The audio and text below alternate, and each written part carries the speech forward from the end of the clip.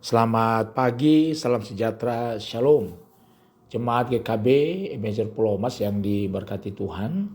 Tema renungan kita pagi ini bunyi alarm.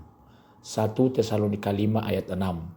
Sebab itu baiklah jangan kita tidur seperti orang-orang lain, tetapi berjaga-jaga dan sadar. Mendengar bunyi alarm di pagi hari adalah hal yang dibenci sebagian anak. Mengapa? Karena mereka harus segera bangun. Jika tidak, banyak akibat buruk. Siap menyambut, tergesa-gesa dalam bersiap ke sekolah, mendapat omelan orang tua, terlambat ke sekolah, sampai mendapat hukuman guru. Karena itu sekalipun menyebalkan, bunyi alarm harus segera ditanggapi, bukan dimatikan untuk kemudian melanjutkan tidur lagi.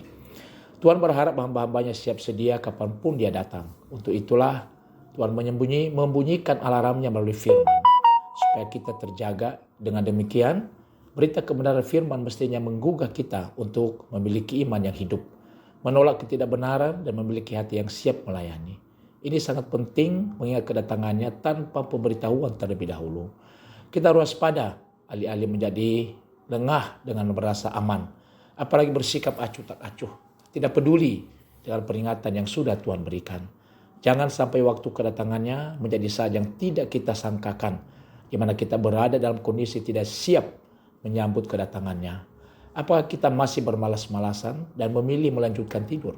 Alih-alih segera terjaga, sadarilah bahwa tanggung jawab kita sebagai anak-anaknya adalah selalu siap dan taat secara rohani, menjadikan Tuhan sebagai harta terbesar kita, serta menyatakannya dengan senantiasa terikat erat dengannya, pun menjadikan kedatangannya sebagai satu-satunya kerinduan serta pengharapan kita.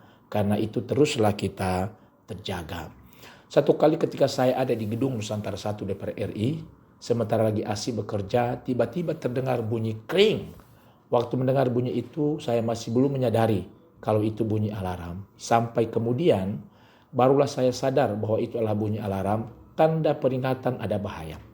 Ketika kami melihat orang-orang pada berlari dengan wajah panik, bergegas turun menggunakan tangga dari lantai 22. Saya pun spontan panik juga, dan segera ikutan jalan, cepat bergegas menurut tangga turun. Sampai teman-teman tidak sempat berberes, tidak sempat mematikan laptop dan komputer. Dari atas kami melihat ke bawah banyak orang berkumpul semua panik. Namun tidak lama kemudian alarm berhenti, situasi mulai mereda dan nampak kembali tenang-tenang. Ternyata singkat cerita, kami akhirnya tahu bahwa alarm itu bunyi karena ada gempa dalam skala kecil. Jadi sebenarnya aman, tidak apa-apa. Alarm yang mengeluarkan suara sebagai peringatan datangnya bahaya sangat efektif untuk menyadarkan orang dalam situasi yang berbahaya, seperti peristiwa di atas, sekalipun hanya karena gempa. Orang-orang segera siap siaga untuk menjaga keselamatan bagi dirinya sendiri saat mendengar bunyi alarm. Tetapi bagaimanakah dengan alarm dari Tuhan? Ternyata meskipun alarm dari Tuhan itu disuarakan dengan keras, namun orang tidak mempedulikannya. Inilah kebodohan manusia. Peringatan dari manusia lebih diindahkan daripada peringatan yang diberikan oleh Tuhan. Padahal peringatan dari Tuhan itu mendatangkan kebahagiaan. Firman Tuhan berkata, berbahagialah orang-orang yang memegang peringatannya. Firman Tuhan adalah alarm dari Tuhan yang menuntun kita menuju kebahagiaan, keselamatan, yang memberi hikmat dan menuntun kita kepada keselamatan oleh iman melalui Yesus Kristus. Bagaimana sikap kita terhadap peringatan-peringatannya? Apakah kita meniakannya, menaatinya dalam hidup kita sehari-hari? Marilah kita hidup dalam firman-Nya dan taat melakukannya dalam hidup kita sehari-hari, sehingga kita dapat menikmati kebahagiaan hidup yang berlimpah di dalam Yesus.